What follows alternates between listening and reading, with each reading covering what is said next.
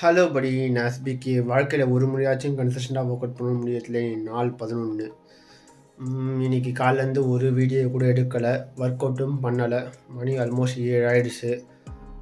வீட்டுக்கு வந்ததே 6:45 அந்த மாதிரி டைம் தான். ஸோ லைட்டாக மூஞ்சை மட்டும் கழுவிட்டு வீடியோ எடுக்க வந்துட்டேன்.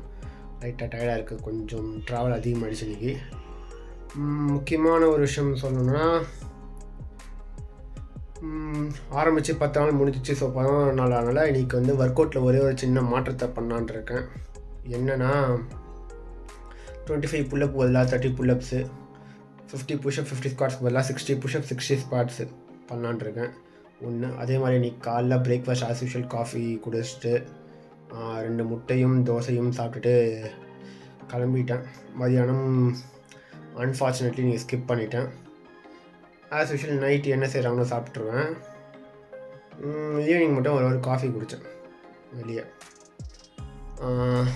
சரி, ஓகே. ஒர்க் அவுட்டையும் பண்ணி இப்போது போட்டு கண்டினியூ பண்ணி ஓகேவா. இன்னைக்கான ஒர்க் அவுட்டையும் பண்ணி முடிச்சிட்டேன். சொன்ன மாதிரி வார்ம் அப் பண்ணிவிட்டு 30 புல்லப்பு, 60 ஸ்குவாட்ஸு, 60 புஷ்அப்ஸு.